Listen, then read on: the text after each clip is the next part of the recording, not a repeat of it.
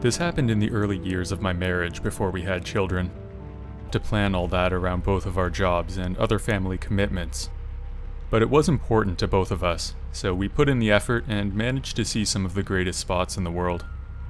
One of these trips was to Miami, Florida, not exactly around the time when Airbnb started to get more popular, and we were looking forward to trying it out.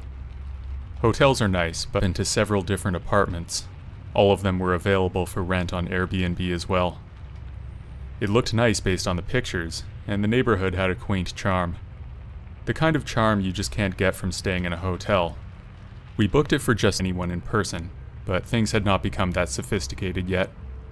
When we arrived in the neighborhood, we arrived at the house, and the owner was waiting on the porch.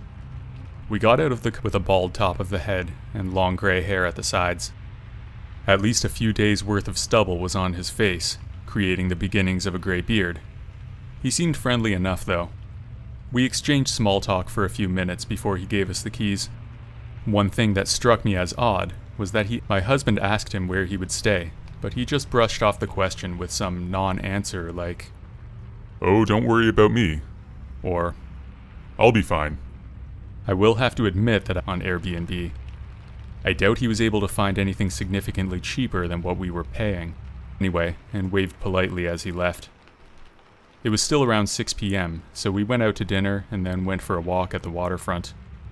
We had all but forgotten about the strange owner while we took in the beauty of the city at night. At around 10 p.m., we decided to call it a night. It had been a long day with the drive, so we were eager to get some sleep. I climbed the 3 or 4 stairs up to the porch and unlocked the front door. My husband and I stepped in and closed the door behind us. Then we went to the bedroom. I fell asleep as soon as at least 2 people outside the door of the bedroom. We quickly got up and pushed the dresser in front of the door and sat in front of it, afraid that if either of us left, then the other would not be able to hold the door closed. We sat there in a deadly stalemate for another minute before the banging stopped. I could hear whispering on the other side of the door, but I couldn't tell. As soon as we were sure that they were gone, my husband called the police. When they arrived, we told them of this house. He's had some trouble with the law, and it's known in the door. They must have realized that he wasn't there, and left. We were pretty upset with the owner for, unfortunately for him, that is not his biggest problem.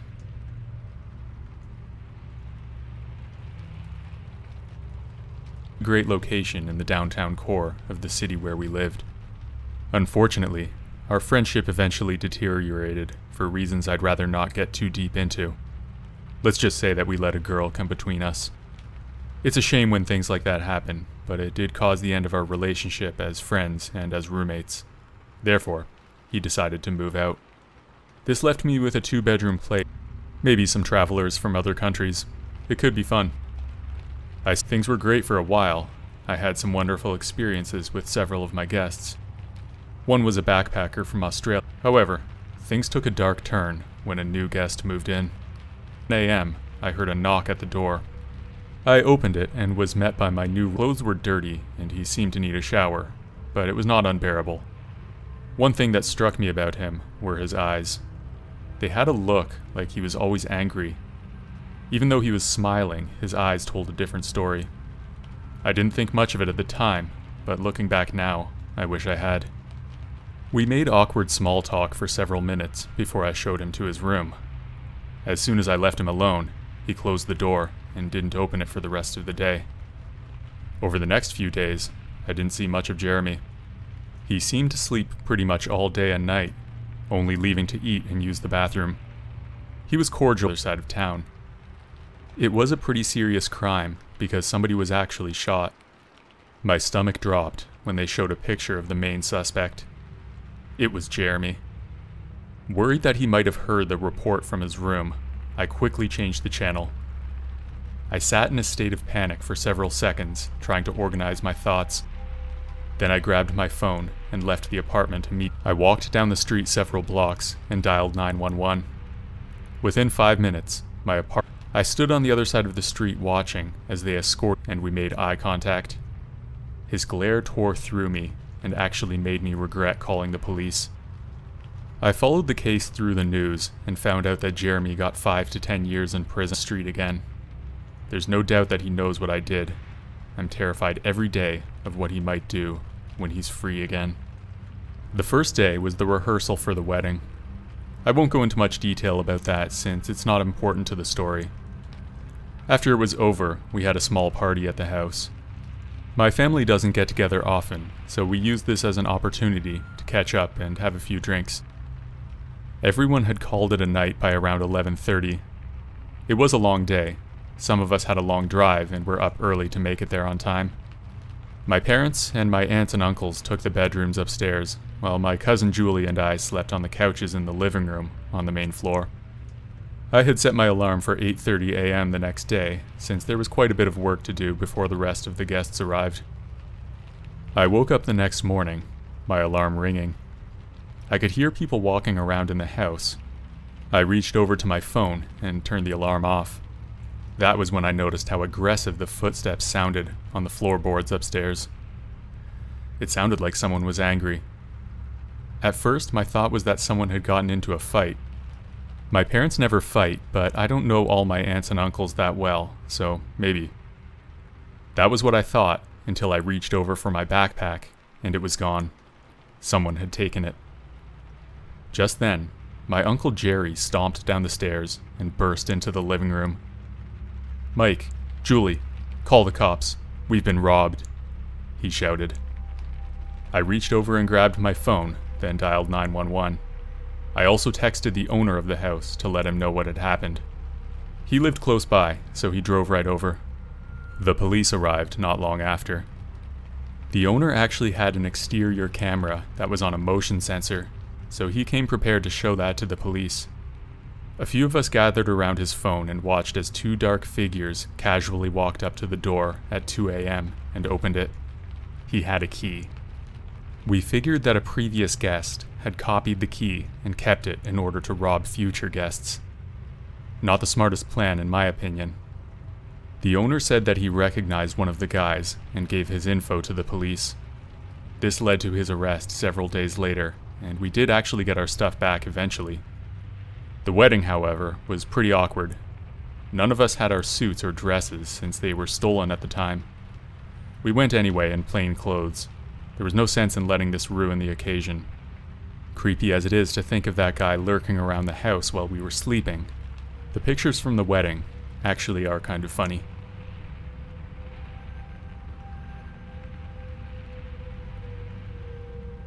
Last summer, I was on a road trip with my cousin Andre. We were both in college at the time, but we went to different schools in the same state. We worked for the first 3 months of the summer, and then we took August off to relax and do a road trip. We were planning to drive from near Chicago all the way to California to visit our uncle who lived out there. It would be a few days' drive, but we had time, and we wanted to draw it out a little bit to make it a good experience. Neither Andre nor I really liked planning ahead, so we simply set off and decided to figure it out as we went along.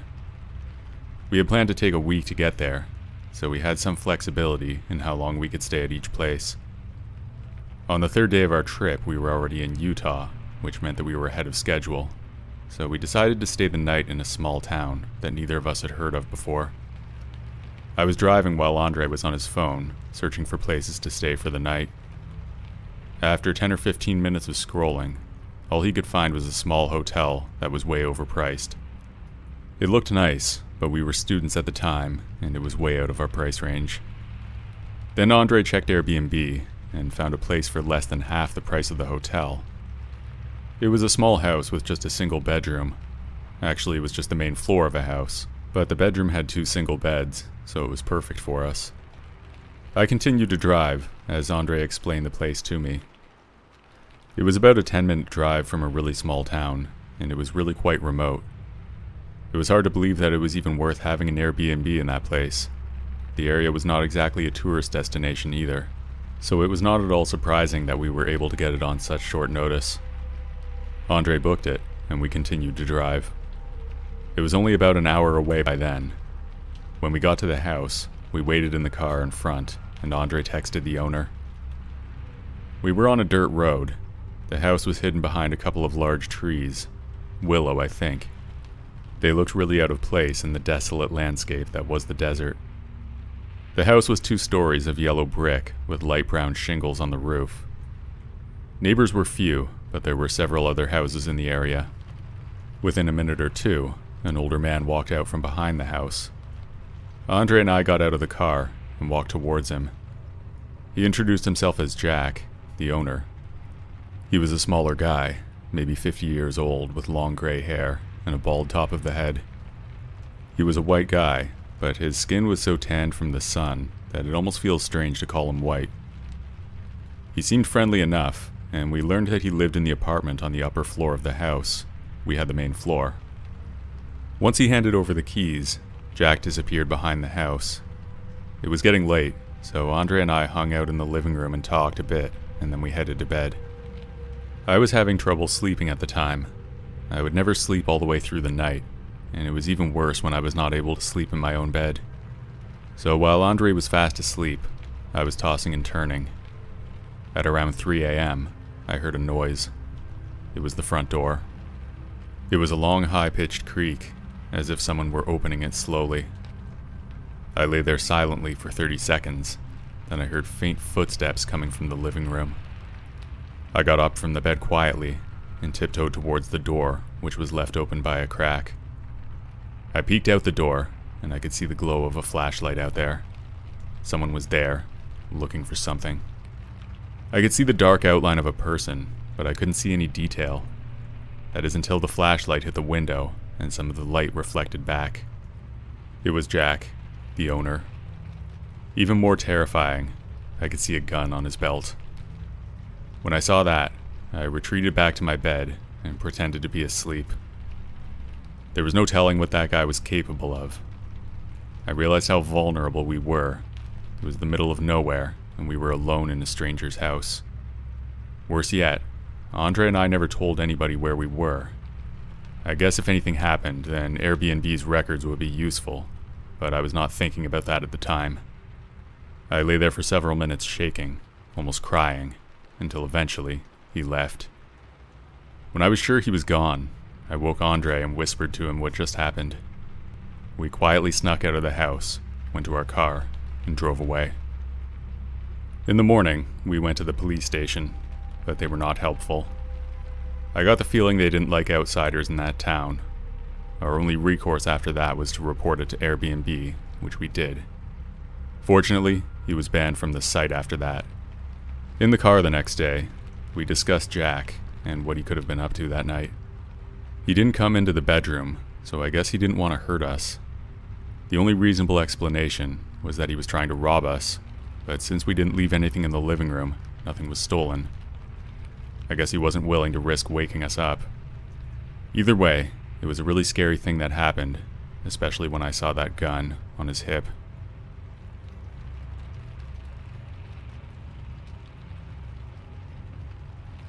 I used to have a girlfriend named Hillary. We had been dating for a little over a year at the time. Although things weren't serious yet, we were looking to take a small step in our relationship. That's why we decided to go away together for a weekend. We lived in the city, but there was a small town a few hours away that seemed like fun. I won't say which one it was for the sake of privacy. It was around the year 2015, and Airbnb was really taking off in popularity, so we decided to try it. After searching for a while, we settled on one of the cheaper options. We really wanted to keep costs down, but we chose a room in a house that had a private bathroom. Other than that, everything was shared. That was okay for us, because we didn't have the need for a kitchen or a living room to ourselves. We booked the room, and when the weekend came, we headed there. The house wasn't up to the front door, and found a lockbox fastened to the wall. I checked my phone to get the code. Then we opened it and took our key. They had the whole process automated, so we didn't even have to meet anybody face to face. We then opened the door and entered new. We walked up the stairs to our room, down, and Hillary did the same. We then heard a set of footsteps outside our room. Not a big deal, and then we headed out to explore the area. We left our room, and we didn't see the other person on our way out. Restaurant. It was late by the time we were ready to head back to the house. We walked in the front door, and the house was seemingly empty, just like before. Did you hear that last night? Hear what? I wasn't too concerned at first. Maybe it was just someone going to the bathroom. Our room was whoever it was in the other room must have done it. He must have been some kind of creep, we thought. We still hadn't seen the guy yet, if it was a guy. He just stayed in his room whenever we were around. I suggested that we leave, but Hillary wanted to stay. We still had a lot of things we wanted to do. I thought it was a bad idea, but I gave her. I realized why she woke up. There was a sound from outside our room again. Someone was jiggling the doorknob. Not only that, but I could hear a metallic scraping sound, like someone was trying to pick the lock. It was 3:45 in the morning. We quietly gathered first, holding my girlfriend's hand tightly. Each step was agony as we tried to get out of there undetected. When that happened, we ran for the door. We ran out of there, and we didn't even bother to close the front door. Next, we jumped into the car and drove home. In the morning, I called the staying in the other room. When I finished my story, there was nothing but silence on the phone. Eventually, the owner, clearly distressed, told me that there was nobody else staying in the house that night.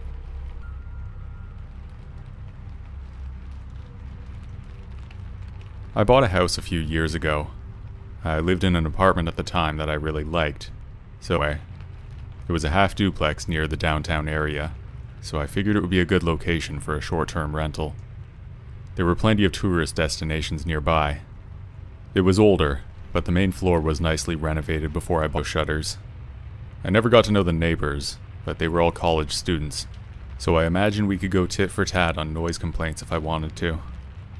The basement was also original to the old place, labeled down there, so when I put it on Airbnb, I didn't bother to install a lot of stories about old tenants returning to rob the place, or terrorizing future tenants. It's well worth it to change the code each time. My cleaner would do it most of the time anyway. The house was rented one weekend by a guy named Jens. He said he was in town with his brother and cousin for a bachelor party. By then, I had this told him. Then he hung up. I didn't think much of that conversation at the time, but in hindsight, it's very creepy. The weekend came and went without issue. No noise complaints from the neighbors. Not there. I could see Joanne standing on the sidewalk, a few doors down. I parked my car on the street and walked open. Most likely left open when Joanne sprinted out. I walked down at the light switch. It was a single bulb in the middle of the room. When I looked around, I saw something out of the blood. It was a large wad of bloody duct tape. I was pretty freaked out too, but I held night, and it gives me goosebumps every time I think of it. Her entire face. We talked for hours every day, exchanging stories and laughs, and I knew I had to meet her in person. The only problem was that we didn't live in the same city, at her place, but she was nervous about having a stranger in her home, so I figured an Airbnb would be a good compromise. I respected that anyway, and I was happy to get a room somewhere. They put it up into rooms, with 4 rooms upstairs and 2 in the basement. The basement was what I would describe. There was plaster on the walls, and the 2 bedrooms had decent-looking paint. My room was in the basement, and the first thing I noticed when I went down there was that there were no locks on the bedroom doors. The house was full when I arrived, with a group of German. I could hear them laughing and talking late into the strange atmosphere of the place get to me, and instead focused on the excitement of meeting my online crush. We met at a cute cafe, and she was even more beautiful in person. We spent that day exploring the city and getting to know each other. But the second night, everything changed. I woke up at 3:30 in the morning, and I felt like somebody was in my room. The room was pitch dark, so I had to turn on the light on my phone to see anything. That's when I saw a man standing in my doorway, pointing his phone at me. He was taking pictures, or maybe a video, it seemed. I felt a cold sweat break out on my forehead, giggled, then slowly walked away and went into the other bedroom in the basement. I wanted to call the cops, but I didn't think they'd be able to do anything. It would just be my word against his. He had every right to be in the house after all. I stayed up the rest of the night, my heart pounding in my chest. I was terrified, but I didn't want to leave the safety of my room. The next morning, I packed my things and left the Airbnb as quickly as I could. I stayed in a motel the next night. I never found out who that man was or what he wanted, but the experience left me shaken and haunted. In the years that followed, I tried to put the experience behind me and move on with my life. It was only worth it to spend that night with the creeper, and because of that, Angela and I have a decent story about how we met. Much better than just that we met on Tinder. When I was in the 6th grade, we decided to book an Airbnb in Myrtle Beach, South Carolina. It was right at the beach, and we had a large deck facing the ocean. When we first got there, we unloaded our luggage and chose bedroom A because it had a queen-sized bed and a TV. My parents chose the master bedroom, which had a king-sized bed, their own bathroom, a huge closet, and a balcony. Once we were settled in, we went outside to the deck and watched the sunset in the hot tub. We then heard noises coming from upstairs, so my dad grabbed his gun that he had in his bag. There were 4 rooms up there and a storage closet. There were 2 rooms as soon as you walked up the stairs. We checked the closet, and there were just coat hangers and an extra blanket. We checked under the bed. My dad shined the flashlight under the bed, and all we saw was a couple of wrappers from food. When we were getting up, we heard a quiet clicking sound coming from the master bedroom. When me and my dad went to go check the mat, we remembered from when we put our luggage away. When my dad opened up the door, we saw the Airbnb host. He was standing in the closet, holding a knife. When he saw my dad holding the gun, out of the closet, and he didn't see me, so I cut him pretty deep in the back. He fell to the ground, and my dad pinned him pretty easily. My dad was 6'2" and 220 pounds. They were there in under 10 minutes. My dad required 13 stitches in his arm, and the Airbnb host is serving 20 years for attempted murder. To the Airbnb host, I hope you rot in hell. We haven't used Airbnbs since, and now we just book hotels instead.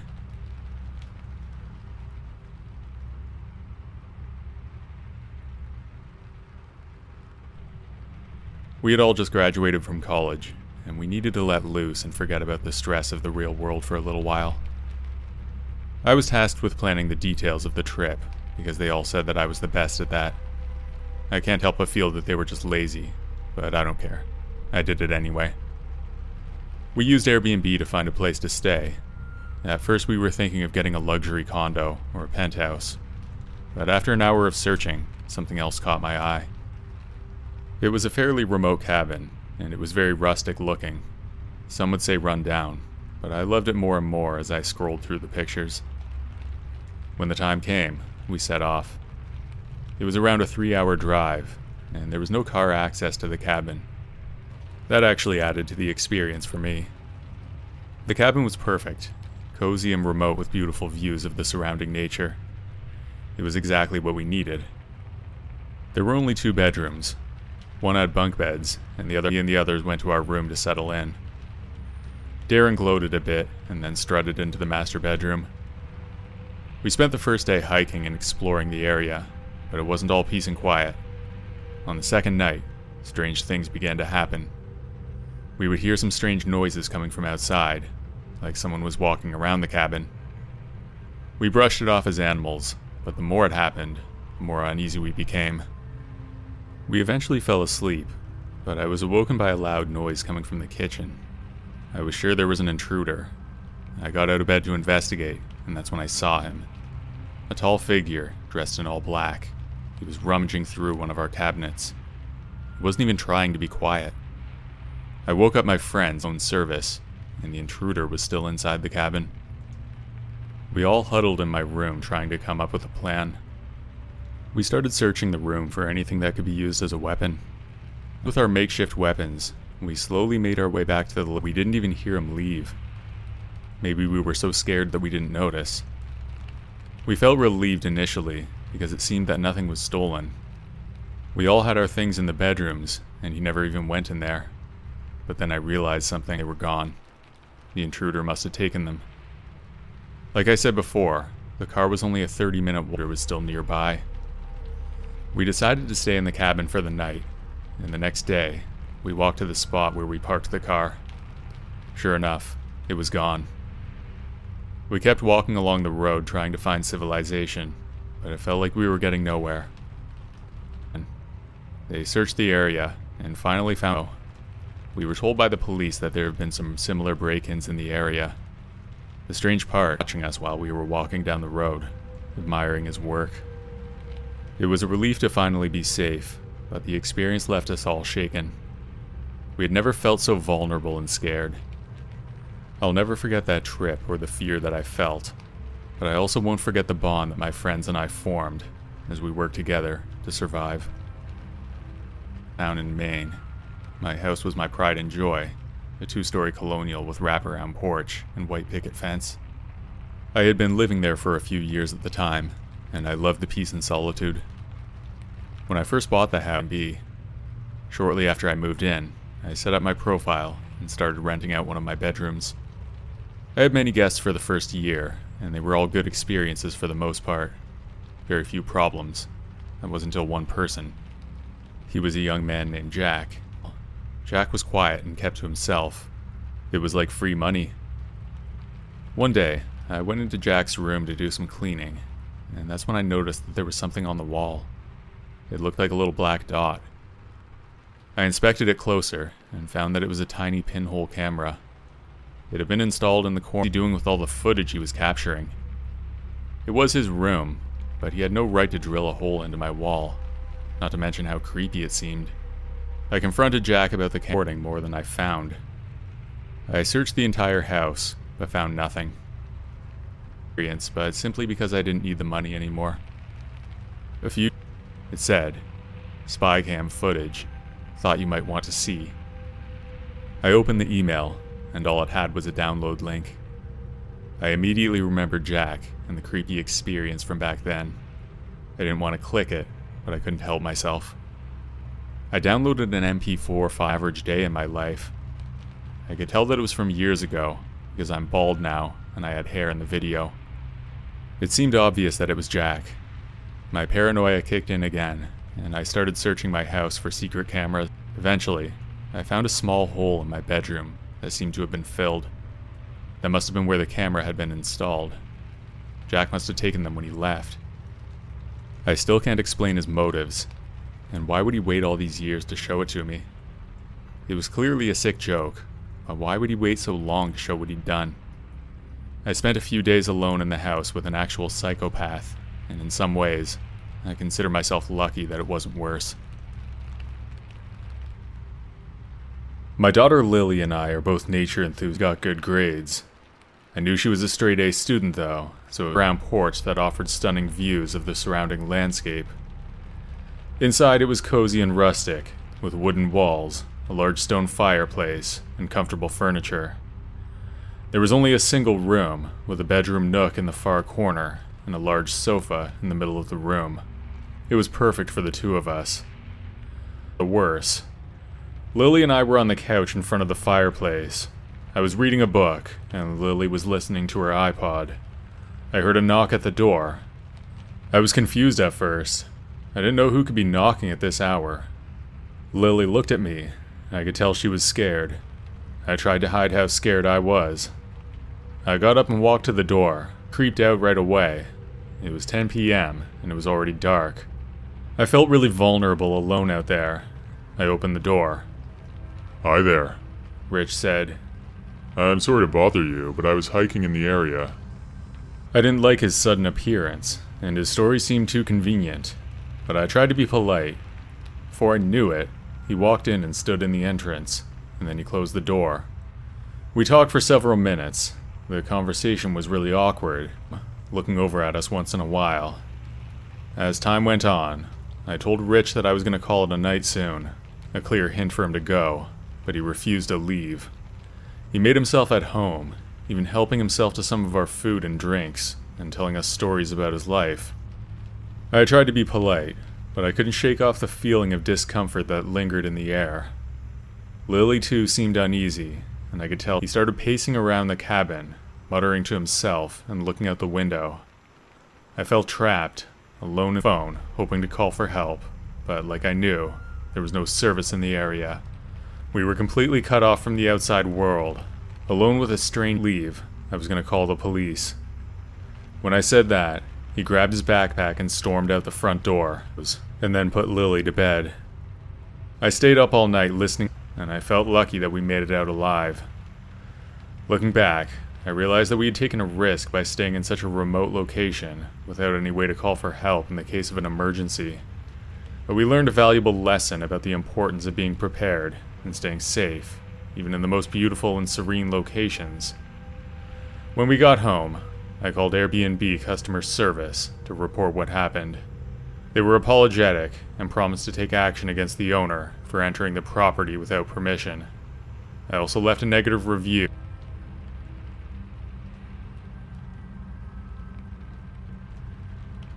This happened last summer with a group of my friends from college.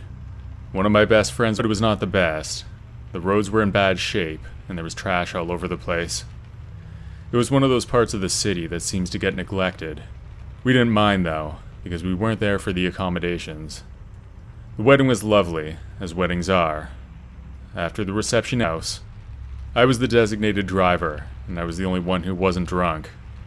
When we got there, we noticed that the front door was slightly open. The lock was broken, and there was also some damage to the door. It looked like it had been kicked in. We knew if their stuff was safe. We had all brought our laptops, and most of us had important stuff on there. In my sober state of mind, I knew it was a bad idea to rush in, but it was too late for that. They were already in there. I went to my room to check what the damage was. Standing in the middle of the room, he was holding a knife. It looked like one of the large knives from the kitchen. We stood there staring at each other for a few long seconds, and then out of nowhere, the man rushed towards me. I pushed back, trying to force his way out. One of my friends quickly dialed 911, and we waited there, holding the door closed. As we held it shut, I could hear the man on the other side muttering to himself. It was clear that he was unstable. He kept pushing, but we held firm, and my friends and I were taking turns to make sure the door was kept closed while we waited for the police. Finally, after what seemed like a really long time, we saw the police car pull up in front of the house. Jesse went to let them in.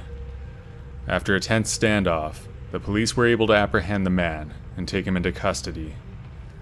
After they secured the scene, we were able to search the house to see what had been taken. To our relief, it was in gathering evidence. We were all exhausted, but we were grateful to be headed home and away from the memories of that terrible night.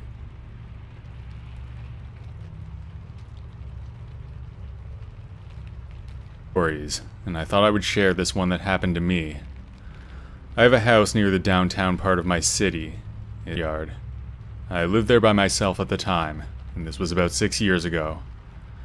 I was planning to visit my parents. I was excited to spend some time with them and relax a bit. I thought it would be a good idea to rent out my house while I was gone, just to make some extra money. After I posted it on Airbnb, I received several inquiries from potential renters.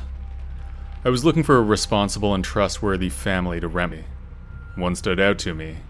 It was from a young family who claimed they were coming to town to visit some friends of my home. I communicated with the renters through Airbnb, and we worked everything out that way. It was my first time, so I was really figuring it out as I went along. I left a key in a lock-in to visit my parents. On the second night of my trip, I received a text message from one of my neighbors, Blake, who lived across the street. He told me there was a wild party going on at my house, and that he was worried. But I didn't tell him that I was going to be out of town. I was shocked and horrified. I asked Blake to go ahead and call the police. I felt helpless and frustrated. I was hundreds of miles away, and there was nothing I could do to stop the party or protect my property. He didn't answer his phone. It was late by then, so he must have gone to bed. I was really worried for the rest of the night. I didn't sleep at all and felt sick to my stomach. I kept imagining the worst case scenario, my furniture being destroyed, my belongings being stolen. I felt violated. I called Blake again. He finally answered, and he told me that the party had been loud and wild. He said there were dozens of people in my house, and they were still there when he woke up in the morning. He also told me that the police had come to fly back home immediately, but my parents begged me to stay. For reasons that I won't get into here, I decided to stay with my parents for the rest of the week. When I finally returned home, I was shocked by the state of my house. It was an absolute disaster. The walls were covered when my things were gone. To name a few, they stole most of my towels and several kitchen appliances, including an expensive blender that I used almost every day. I spent the next few days cleaning up the mess and taking inventory of the item burst by Airbnb. I later heard that people will sometimes create fake accounts just to give each other positive reviews. It only costs a few bucks in fees to make it look real. I think that's probably what happened to me. I couldn't believe that someone could be so cruel and destructive. It took me a long time to trust people again, and I never rented out my house again either. It's just not worth the risk. This is about a bad experience that my boyfriend and I had last year. We had been planning a weekend trip in a nearby town. Both of us had used Airbnb in the past, and that's what we did this time as well. We wanted a quiet and affordable place to stay, and after some searching, we found a decent-looking room on Airbnb. We booked it without a second thought. The day of our trip arrived. We were both excited to get away from the city and relax. The owner said he would meet us there to give us the keys. When we rolled up to the place, we were a little disappointed. The place looked a lot worse than it did in the pictures. We were greeted by the owner, who had a smile on his face, but a strange look in his eyes. He showed us around the house, and as soon as we walked in, we were hit with a strong odor. It was a musty smell. I'm not sure exactly what was causing it, but I think it was just what happens when a place is not cleaned very regularly. I wanted to leave right away, but I didn't have the nerve and had a small window that overlooked the backyard, which was sparsely covered with grass. The bed was in the middle of the room, and there were stains on the sheets. The blanket was folded and placed on the end of the bed. The floors were sticky, and there were cobwebs in the corner of the room. My partner and I exchanged a worried look. This was not what we had expected. The owner must have noticed our disgust, because he quickly tried to reassure us that someone was coming in to clean the room. He said he had been having trouble finding a reliable cleaning service, and apologized for the inconvenience. As he was leaving, he told us that there were a few other guests staying in the house, and that we should feel free to use the common areas, including the kitchen and living room. With dirty dishes piled up in the sink and on the countertops. We saw a few cockroaches crawling around on the walls as well, and the fridge had a strong stench coming from it. The living room was equally uncleaned, with stained furniture and an overwhelming town. It was at least double the price of staying at that place. There was no way. In the end, we had to pay for both the Airbnb and the hotel. It was a lesson learned, and we realized that we should be more careful when booking on Airbnb. There were 3 negative reviews already. I guess we saw it just a little too early.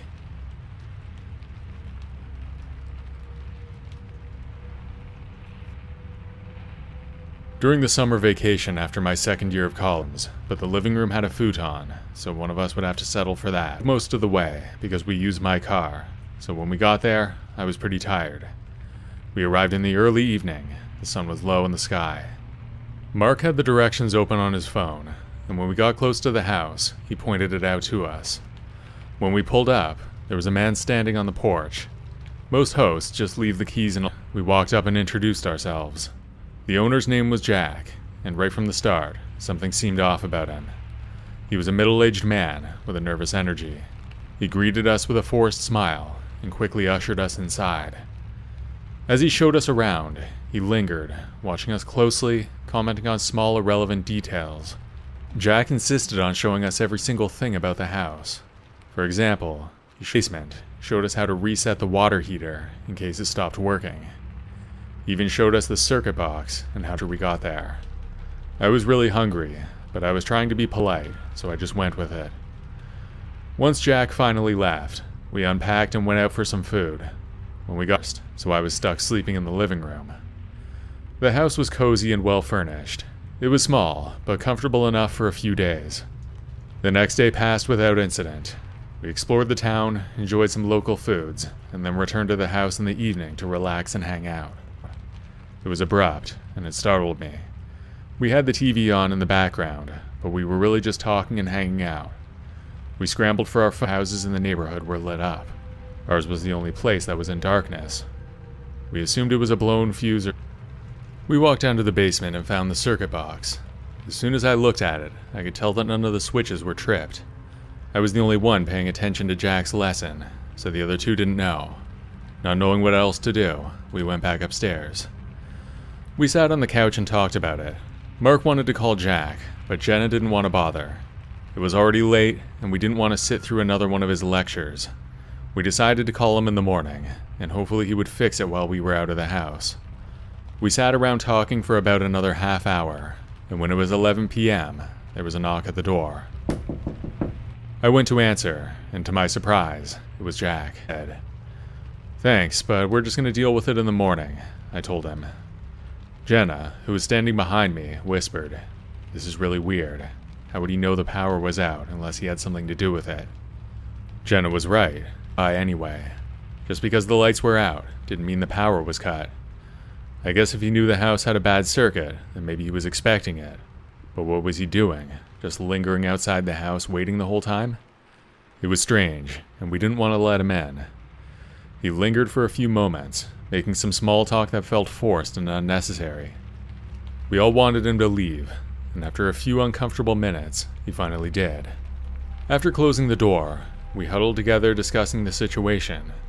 We all agreed that it felt like Jack had cut the power deliberately, call the police, or just leave.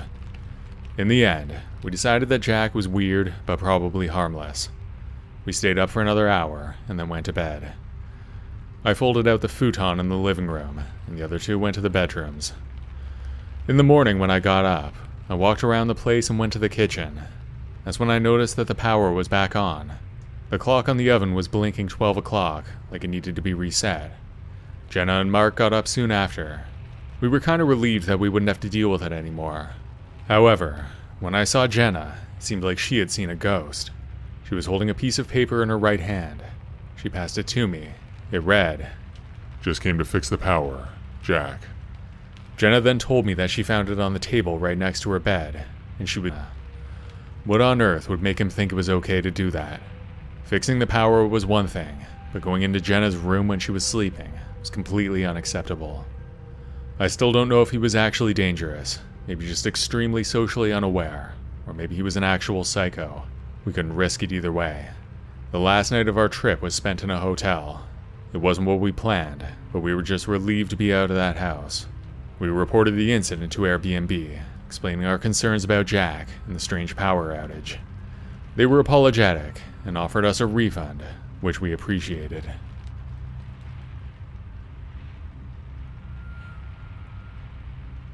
I run an Airbnb, and I have some crazy stories. My parents had bought this 2-story house as an investment, and I was managed. It was a good arrangement. I could keep an eye on the property from my parents, and they let me live downstairs. The place was laid out with a single entrance that both I and the guests used. There was a shared hallway, which is where the laundry was. Then there was a heavy door to my place, and a staircase leading up to the rental unit upstairs. That had its own locking door as well.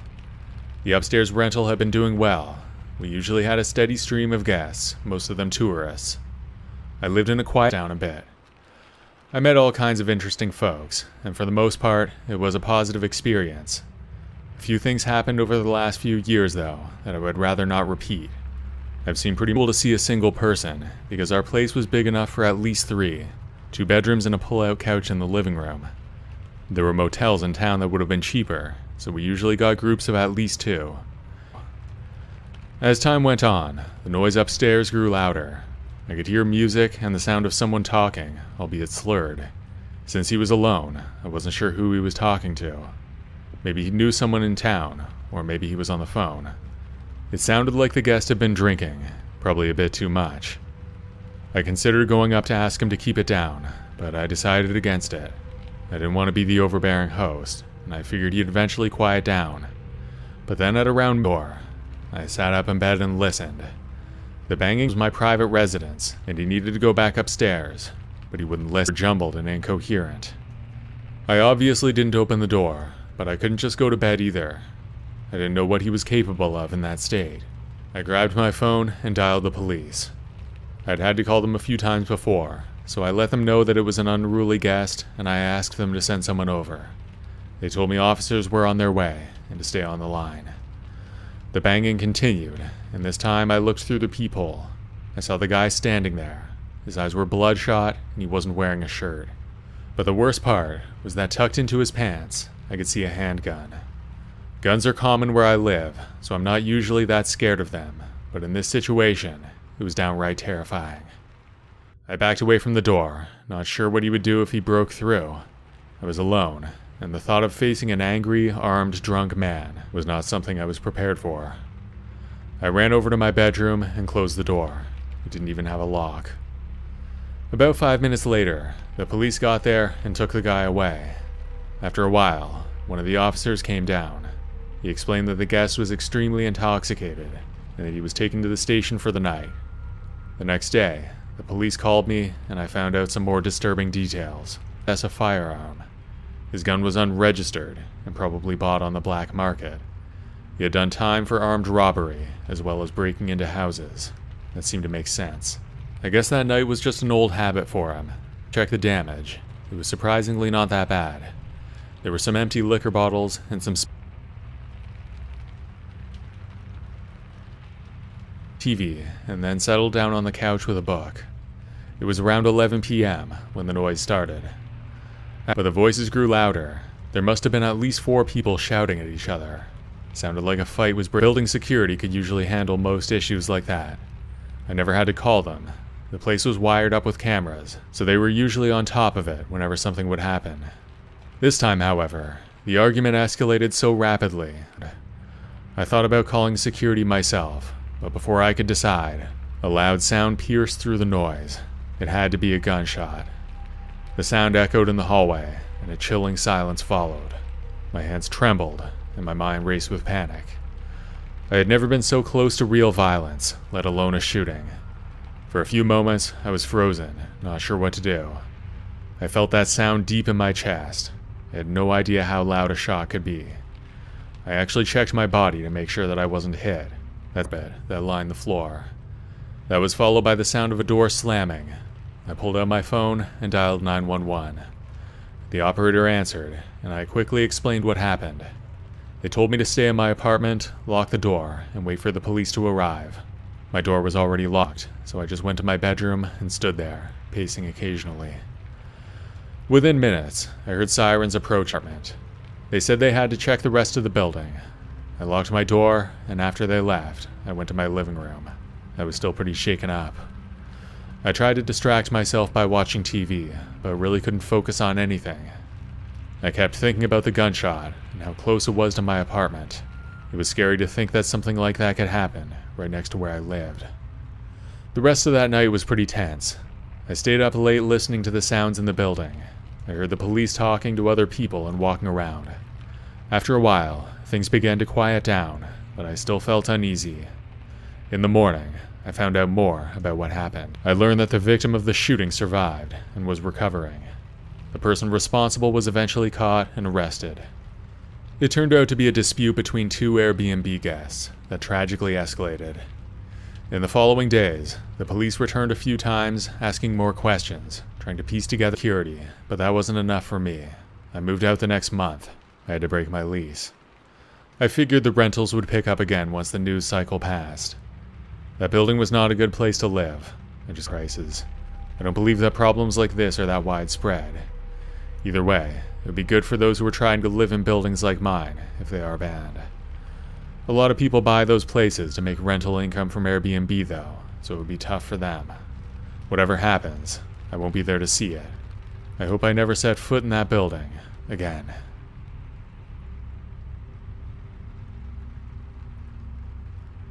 My best friend is Jesse, and we've known each other since we were really young. We were in our late 20s when this took place.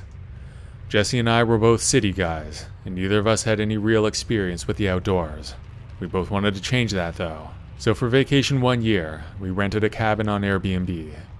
It wasn't that rugged or anything. The place had power, indoor plumbing, and even Wi-Fi. Not the best Wi-Fi, but still. It was, however, quite isolated from any neighbors. The nearest neighbor was at least a few miles. We had both taken a week off work, but we only had the cabin for 4 nights. It was not exactly what you would expect from a cabin. The outside had vinyl siding, not wooden logs like you would think. We didn't care though. It was the location that really mattered, and this place was perfect. There was a great view from the porch, and the living room window overlooked a small lake off in the distance. I parked my car, and we both got out. Our host had given us a key code for the door, so I pulled it out on my phone and made my way up the path. When we got to the front door, I noticed something. It didn't seem very secure, but when you got in, there was another lock on the inside. We figured that was fine, so we put it aside and settled in, and I took the loft, because Jesse's afraid of heights. We settled in for the night, and got up early in the morning. We headed out on one of the trails. It was pretty short, and we finished it by noon. After lunch, Jesse looked up another trail that was a short drive away, so we got into the car and went there. It was a larger, more established route, and it took us the better part of a day. By the time we were finished, it was almost dark.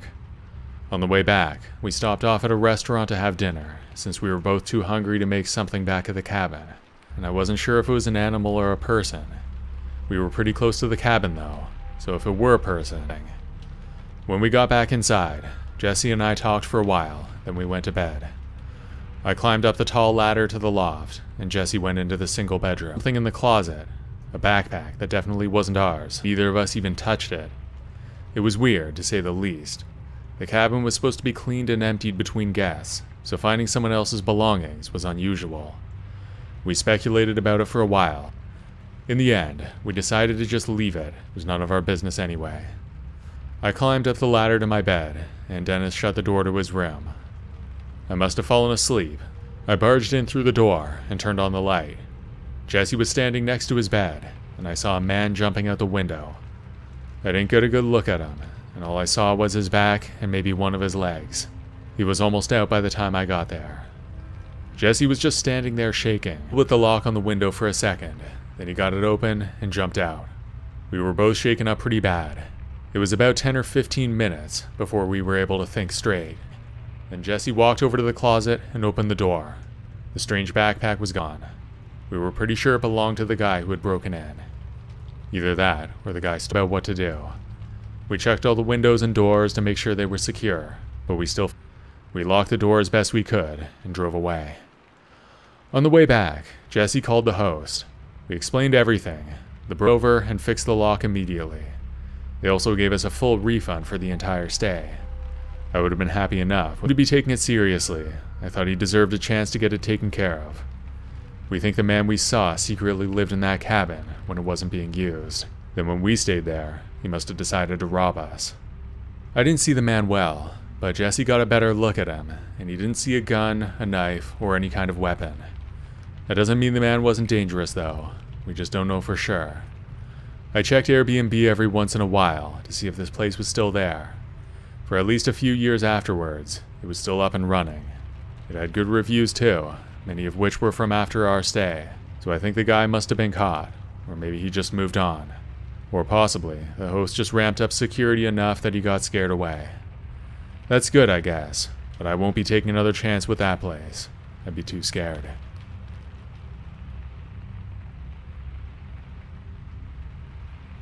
Last summer, my sister and I decided to spend a weekend at a rented cottage. It was an area that we used to go to every summer as kids. As adults, we've been wanting to go back there. The place we rented on Airbnb looked almost like a townhouse in the woods. We only saw the one when we were on Airbnb. It was a cozy little place surrounded by trees, and there were not any other cottages for a mile or two in either direction. Apart from our immediate neighbors, there really wasn't anybody else around. We arrived on a Friday afternoon. The way in was a long dirt road that was barely wide enough for a single car. When we were driving in, we saw a man walking down the side of the road. He was middle-aged and wore a blue baseball hat. He had long hair sticking out from the hat, and he wore a red flannel shirt. We thought he would be one of our neighbors, but when we got to the cottage and met the other people, we found out that he wasn't. The cottages were charming, with a small porch in the front and one in the back. There was a fireplace on the inside, with a small couch and 2 chairs in front of it. We spent the evening cooking dinner, playing board games, and just enjoying each other talking around the fireplace when there was a knock on the door. We weren't expecting anyone, so it was a surprise. I went to see who it was anyway. My sister followed close behind. Standing on the porch was the man we saw on the side of the road on our way in. I opened the door a crack, leaving the chain lock on. He quickly explained that he was looking for his lost dog, and asked if we had seen him. We told him we hadn't seen any dogs and offered to keep an eye out. He grumbled something, and then disappeared into the growing darkness of the evening. As an animal lover, I could relate, but I did think it was weird. We had seen him hours earlier in the day, without a dog. If my dog was missing for hours, then I would have been knocking on doors much sooner. The man also didn't seem very worried. I didn't know for sure if he was faking, but to me, it didn't add up. The next day, we saw him again. He was walking past the front of our cottage, still with no dog. He didn't come to the door, and he didn't see us looking at him through the window. His presence was unsettling, but we tried to brush off our concerns, thinking maybe he was just desperate to find his dog. That night, however, something else happened. There was another knock on our door, much like the previous night. It was late, much later than before. I peered through the window and saw that it was the same man. I didn't open the door this time. I just said, "Can I help you?" This time he claimed his car was broken down, and claimed he needed our phone to call for help. His appearance was more disheveled than the day before, and there was a certain intensity in his eyes that made us both nervous. I told him through the closed door that I would call for help, but when I went to get my phone, I found out that there was no service. Service was sparse at best since we had been there, but at that moment, it was completely gone. I told him that my phone wasn't working, and suggested that he check with one of the other neighbors. Then I closed the curtains and sat on the couch with my sister. We whispered to each other about the guy while we sat there. We could see through the curtains that the man was still on the porch. He started pacing around, occasionally stopping to knock on the door or window. He was asking us to open up. Not in an aggressive way, but more in a playful but really creepy way. It reminded me of some kind of clown from a horror movie. It's like he was toying with us. My sister and I stayed up for the entire night, keeping watch. We moved furniture in front of the door, we talked in whispers, and we jumped at every sound. The man stayed on our porch for hours, pacing back and forth. Eventually, he sat down on the steps, as if he were waiting for us to change our mind. We watched it all through a crack in the curtains. By the time the first light of dawn came, we were exhausted and determined to leave. We packed our things quietly and moved swiftly. The man was still outside, now asleep on the porch. We managed to slip past him, get into our car, and drive away without waking him up. As we left the cottage behind, the relief was palpable. We didn't stop until we reached the nearest town. There we called the police and reported what happened. We also called our Airbnb host. Shockingly, he seemed rather unsurprised. We found out this was not the first time it happened. The host seemed to think the man was harmless.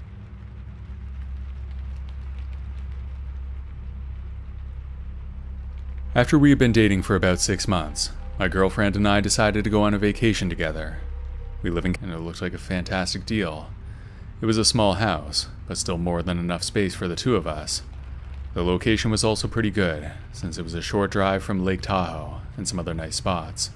The hotels around there can get really expensive, so it seemed like a really good find. It was about a 5-hour drive for us, and we left at around. It looked okay, just like the pictures we'd seen online. But the neighborhood was a different story. It looked pretty rough. The houses nearby were either falling apart, or it looked like nobody had lived in them for years. As we drove in, we saw at least 3 houses with boarded up windows, and one with a rusted old truck in the driveway. It was starting to make sense why the place was so cheap. It was pretty nice, especially on the inside. Everything was very clean, and looked brand new, like a modern condo or something. After we were settled in, we decided to go for a walk. It was a long drive, and we needed to move our legs. It was just before dusk, and there was still some light from the sun. The vibe of the street was eerie, and we didn't see many other people out. Looking at some of the older houses, I became convinced that most of them could not be occupied. We passed one house with boarded up windows, and saw some city notice pinned to the front door. Right as we were passing it, a guy stepped out from the side of the house, and just stared at us. He was about 45 or 50 years old, wearing a dirty blue t-shirt and ripped jeans. We didn't stop, just picked up the pace and made sure that we didn't walk back that way. It looked like he was coming towards us for a while, but when I looked back again, he wasn't following. Later that night at around 12, we were back at the house finishing a movie in the living room. There was a window at the front of the house, which is where the living room was. We had the curtains closed though. We were about to go to bed. My girlfriend went to the guys standing on the sidewalk, right in front of our place. One of them was the man with the blue shirt that we saw before. They seemed to be talking quietly, but then one of them looked straight towards our window and pointed. I was scared, so I called the Airbnb host to see if there had been any problems in the neighborhood. The host actually answered the phone and said that he was new to owning the house, didn't really know any of the neighbors. However, he suggested calling the cops if we felt scared. I didn't want to make a big deal. We were stuck in that sketchy neighborhood without a car, trying to figure out what to do next. We called the cops right away, and when they came out there, I showed them the house where I saw the man the day before. Obviously, I couldn't prove that it was him, but he looked suspicious. When we got to that old house, the officer told me that a way somebody was staying there wouldn't be safe, so I don't know what the man was doing hanging around there. After the police left, we called the owner to let him know what happened. He apologized profusely, but we were both annoyed because we didn't know we had signed up to stay in such a sketchy neighborhood. The owner must have bought that house cheap, put some money into it to make it look nice for Airbnb. Guests would never have guessed from the pictures what they were getting into. He offered to refund us for the stay, and even paid for our bus ride back home. A gesture probably meant to avoid a negative and have been fair to the other guests if I didn't. I never found out what happened to my car, but I've been told that stolen cars like that are rarely recovered. In most cases, they're chopped up within hours of the theft, so it's probably not worth hoping that I'll get it back. It was a whole year before I was able to save up enough to get a new car, because I wasn't making much back then. It was a huge setback for us, and it could have been avoided with a quick search on Google.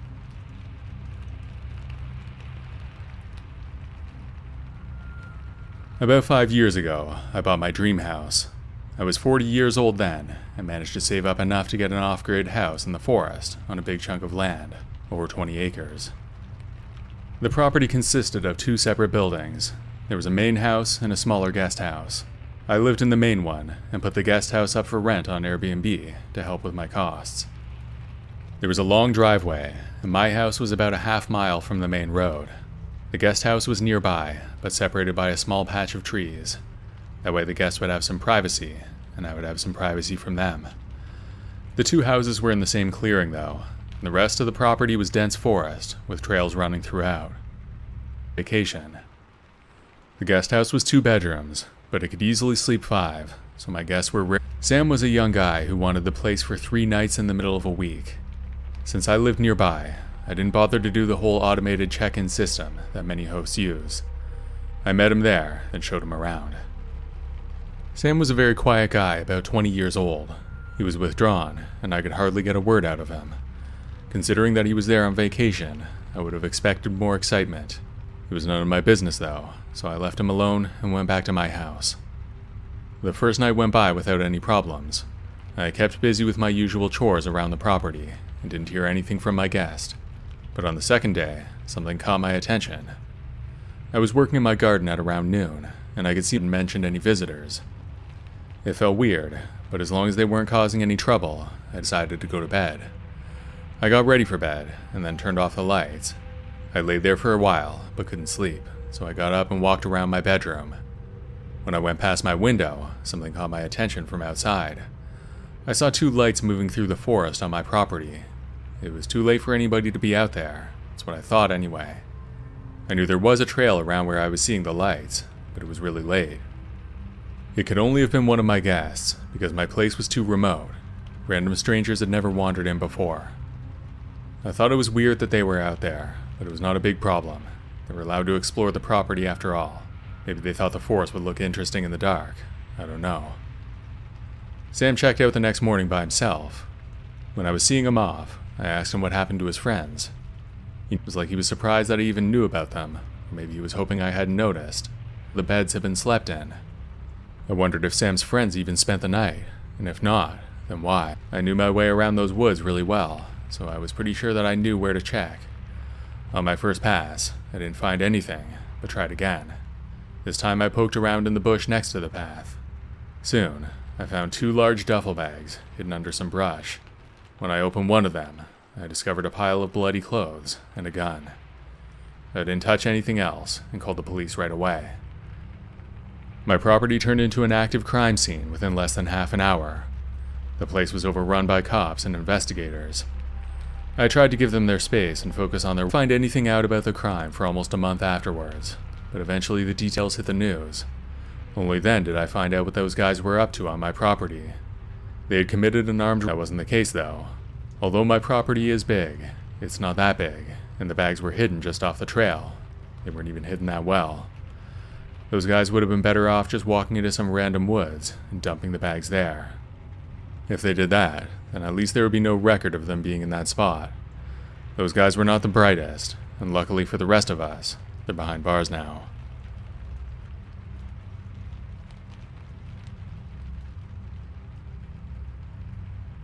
Last summer, me and my buddies Grant, Dave, and George decided to spend a weekend in the mountains of North Carolina. We found a cabin on Airbnb that was off-grid in the thick woods. It looked like a nice secluded spot, and it was just what we were looking for. There was no internet, and we weren't expecting much cell service. We were all looking forward to disconnecting. Grant drove us there in his dad's old truck, a vehicle that had seen better days, but it was reliable enough for our adventure. It was definitely better than my Prius for the occasion. The drive was about 5 hours from our town, and as we got close, the scenery was great. As we drove up the winding mountain road, there were breathtaking views. We got there at about 4 o'clock, with lots of sunlight left. Hidden in the trees was an old rusted truck. It looked like it had been abandoned for years, forest slowly growing around it. None of us went too close to it, because it was all. For the rest of the evening, we made a fire and sat around talking with some drinks. It was a pretty basic cabin, with the living room made up the rest of the space. There was also a loft up top with 2 twin beds. Grant and I took those, while Dave got the other bed. George was stuck with the couch, so after going to bed, we stayed up whispering to each other for an hour or 2. The loft was open to the rest of the cabin, so we tried to keep it quiet for the others. By around 2 in the morning, we heard something from outside. It sounded like something or someone was walking around the cabin. Our minds went straight to a bear or some kind of wild animal, given our location. We tried to look out the window, but it was way too dark to see anything. We decided it was best not to investigate, so we laid down and tried to sleep. The sound rang. The natural beauty of the area was undeniable, and we made the most of it. As evening approached, we lit a fire in the pit in front of the cabin. It was a colder night, and we were all huddling close to the fire for warmth. Eventually, we heard a rustling in the bushes again. We tensed up, half expecting to see a bear emerge. But then George jumped, swearing he saw a person walk by. I spun around scanning the area, but saw nothing. Given the darkness, I found it hard to believe that he saw anything, but we didn't want to risk it. Bears can be dangerous, and to be honest, it was getting pretty cold, so we went inside. When we went to bed, I had trouble sleeping again, but Grant managed to doze off right away. I was laying awake for over 2 hours when I heard George get up from the couch on the main level. He went out and turned on the lights. George started screaming that we needed to go right away. I was already awake, but it wasn't long before the other 2 were up as well. As I thought, George had gone out to use the bathroom with his flashlight, but while he was out there, he said he saw a man lurking around the cabin. He was convinced the man was still out there. None of us wanted to venture into the dark to check, so we spent the night together in the living room, waiting for morning. At first light, we cautiously stepped outside. I walked around the cabin for a few minutes, but didn't notice anything strange. Our footprints were all over the place, so it would have been hard to tell if there was anyone else there. But then, Grant called me over and pointed at his truck. The driver's side door was covered in scratches that hadn't been there before. It looked like somebody had tried to etch something into the paint, but whatever the message was, it was too messy to read. It was clear, though, that somebody had been there, and their intentions didn't seem friendly. Up until then, I was probably 50-50 on whether we were on the main highway, but never heard anything back. Our description of the man was vague at best, but I still thought it was worth checking the area for him. Our host didn't have much to say when we called him. I got the idea that he didn't believe us, and probably thought it was an animal. Road. I remembered that old truck that we saw on the first day. I wonder if the man we saw was living there. There's no way that old thing was drivable, but he could have been using it for shelter. It would have...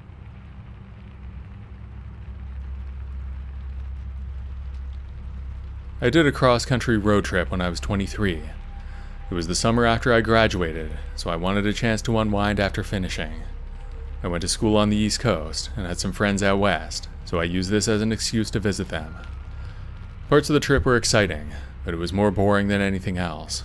Having company would have been nice, but I couldn't convince anyone else to come with me, so it was a solo trip. Being a millennial, I decided to do the whole thing with Airbnb instead of hotels and motels. One of my stops was this place, just outside a small town in Idaho. It was a detour, about 30 minutes off the highway, down a quiet dirt road. I booked the place from my phone when I stopped for gas the day before, and I was planning on spending a single night there, then getting an early start in the morning. There was nothing particularly interesting in the area, so I was arrived at the house late in the day. It was already dark when I parked my car on the road out front. It was a small 2-story house. I walked up to the front door. The porch light was on, so I knew I was in the right place. I looked around. There were no cars other than mine, so I was pretty sure it was just me staying. But then I realized that I hadn't been given a code. I was about to call the host when I found a dusty key waiting on the doormat. It seemed like a strange way to do things, but I picked it up anyway and let myself in. The place was decent enough for a night, a little warm but comfortable, and more than enough space.